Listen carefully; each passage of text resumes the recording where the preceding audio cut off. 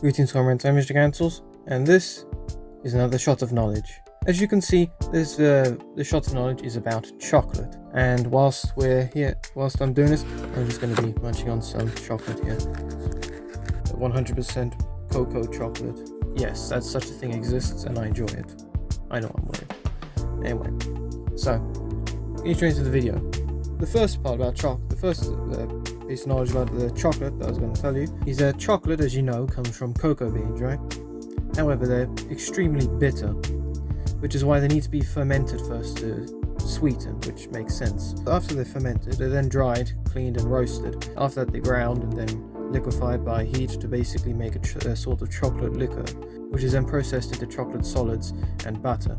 And then to make the chocolate that we love, that they then take those chocolate solids, add some sugar and some vegetable oil and some milk to basically make it a bit sweeter, because it's still quite bitter. The second point about chocolate I was going to make is that there's actually a spectrum for the sweetness of it. So at one end you have white chocolate, which is zero cocoa solids. It's just basically a cocoa butter with everything else in it. So technically it's not true chocolate because there's no cocoa in it except just the butter. Then there's milk chocolate, which is about 20% cocoa solids. So there's some cocoa in it, but still relatively sweet. Then there's what they consider dark chocolate, which is 35% cocoa solids, in which but this time they add fats and sugars to it, and it's considered dark after 35%. Then it gets various increasing amount of darkness. Then there's unsweetened chocolate, which is about 75% cocoa. I mean, if I look on the back of this chocolate here, it says that there's just 100% cocoa. There's like less than half a gram of sugar in this entire 100 gram bar of this, so it's not very sweet. There's no butter in this whatsoever, just fat and cocoa. That's it, really. I mean, obviously there's different variations that you can get of chocolate. You know, instead of adding some sugars, you may instead add orange, candied orange, or nuts, or sometimes sweets like popping candy and stuff, all to make it sweeter. It's come a bit later. So now the next point I'm going to make about chocolate is a little bit darker, to be honest. And that's because the problem with the cocoa trade is that it actually encourages child labor in certain parts of the world. You see, as you can imagine, with the world's population growing, more people are finding out that they like chocolate, which then increases demand. And so in places like Western Africa, where a lot of cocoa beans are grown, it's encouraging child labor and trafficking and slavery there, unfortunately. I mean, apparently in Cote d'Ivoire, basically the Ivory Coast, it provides about 35% of the world's total cocoa production. However, there's around 200,000 children working on those plantations to basically provide that for us. Nestle, the company, is known for buying from that region. Though, to be honest, this isn't meant to be a grill of Nestle. I'm sure that Nestle have they probably make sure that where they buy, they don't buy where they're exploiting children for this. I'm sure Nestle is one of the few responsible companies out there. So according to 2017 stats, around 2.1 million children also working in Ghana and the Ivory Coast as part of the cocoa trade. Whether or not they're doing this by their own free will is another matter entirely. But this just brings about the importance that, unfortunately, stuff like this, some people take advantage of it. And this is why fair trade is so important. It's not only just for helping the children, but also because when it comes to countries like this, the Western countries like to take advantage of that and just push down prices, which could mean that the farmers barely get anything out of it. Which is why fair trade is important, because it helps stabilize the prices and mean that everyone gets a profit, which is good.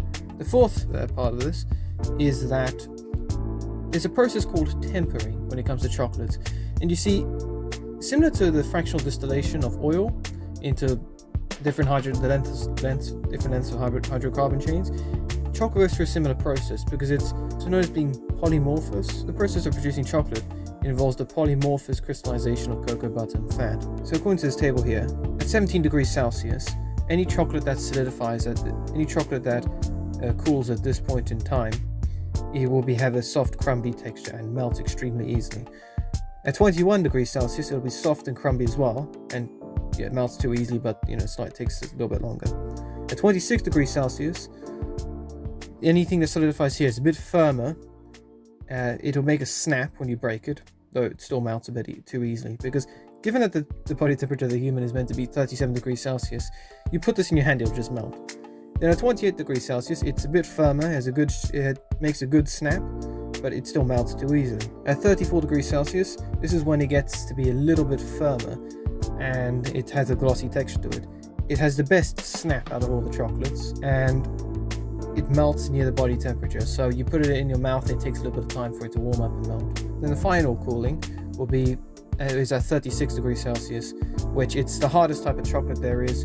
However, it takes weeks for it to get to this point in time. Who knew that the production of chocolate is very similar to the production of oil? I mean, both are fractional distillation. I mean, you can probably compare it, but the difference is oil isn't edible. Unless you've watched some really weird movie. But the point is, oil isn't edible. Chocolate is, and most chocolates, I believe, are made around that fifth category, where it's glossy, firm, the best snap, and it melts pretty easily, because it's more economic. You don't want to just make this super hard chocolate which takes weeks to form, weeks of time. You want to do it quickly, and then so you do it in is what they would say stage 5 of crystallization. The final point is basically the different types of chocolate there. So as I briefly covered a little bit before, milk chocolate is basically solid chocolate. It's got powdered milk, 25-20% cocoa solids. Dark chocolate the dark chocolate has 2 categories within itself. For instance, there's the semi-sweet and bitter-sweet categories within dark chocolate. Semi-sweet has a bit more sugar, but than bitter-sweet, but both have at least 35% cocoa solids. Now, Verch chocolate, it's basically a very high quality type of dark chocolate. It's got a very high percentage of cocoa butter, around 32 to 39%. Than most other chocolates.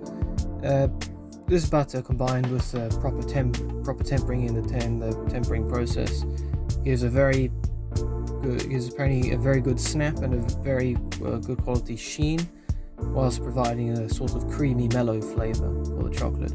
For it to be properly labeled as Verch chocolate, though, it needs to have at least 35% cocoa solids, which makes sense.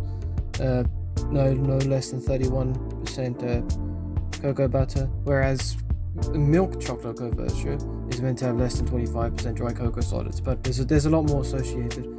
It's typically used by professionals for, when you have the biscuits basically any type of chocolate that you dip something into it, or it's garnished in it, or molded or coated or something like that. Okay, most are molding. If it's anything like that, then it's used as Verch chocolate, which is why it looks so shiny and it tastes so creamy when you eat it. The white chocolate, as I said before, just a sugar, milk, and cocoa butter, no cocoa no cocoa solids.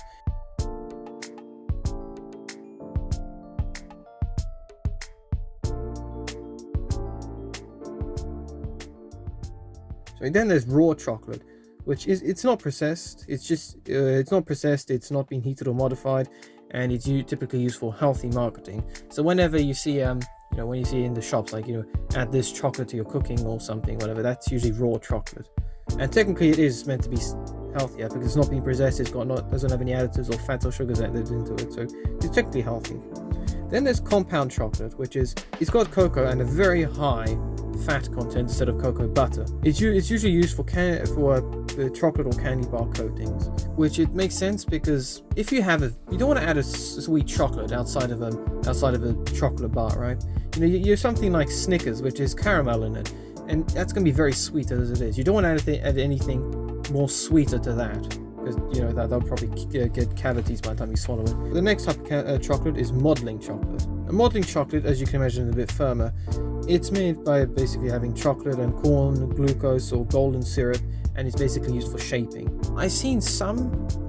I never worked with it myself, but it's typically what you'll see when people make decorations out of chocolate. They basically use modeling chocolate. It's easier to handle, less likely to melt in your hands as you're busy handling it, which is good because you don't want to start shaping something that just melts. And then the final type of chocolate, which technically is a type of chocolate, is basically cocoa powder, which is just basically pulverized cocoa solids after all the butter is removed, and it's used for flavoring drinks and baking. So it's an easy addition. I mean, I use it when I add it to my sometimes bland cereal. Everyone uses cocoa powder. as you can see now, we've all become like chocolate connoisseurs here. You know, we've looked at the process of chocolate formation. We've looked at the different types of it, the different fractional distillation, crystallization temperatures, and the properties of those different types of chocolate, the different forms of chocolate there is. And now, while I just munch down on this bar of chocolate here, you guys are probably all going to be salivating at the mouth to try and eat your chocolate, although probably not the same one as me. I don't know if you like that kind of bitterness, but I'm sure you're going to all be eating a bar of chocolate through this now. We're going to go eat a bar of chocolate. You're never going to see a bar of chocolate the same way again. It's a lot more complicated than just grinding down beans from just the cocoa plant and then adding it to stuff, mixing sugar, milk. No, it's a whole complicated process, and as you can imagine, it's worth quite a lot. Just make sure that you guys don't eat too much chocolate, because, you know, bit of the health thing here. Chocolate typically contains a lot of sugars. You don't want to get cavities, because then that's just going to mess up your mouth. Make sure you always brush your teeth after eating chocolate. Doesn't matter how healthy it is, you need to make sure that your teeth are clean so you can munch down on chocolate in the future without having holes in your mouth. Anyway, so that's the end of this shot of knowledge. Hope you guys liked about this video, shot of knowledge about chocolate. Maybe I do another one about sweets or some other food at some point in time. Anyway, that's all the time of this video. If you like this video, please do give a like, please do share my videos, and please do comment what you think of them, and anything else you want to do a shot of knowledge about. Please subscribe to my channel so you can see more of this content, and please ring the bell to keep up with my video releases and my shot of knowledge series. Next episode, the next shot of knowledge, or put in the comments whatever you want me to do a shot of knowledge about. That's for another time. So see you next video, comrades. Until then.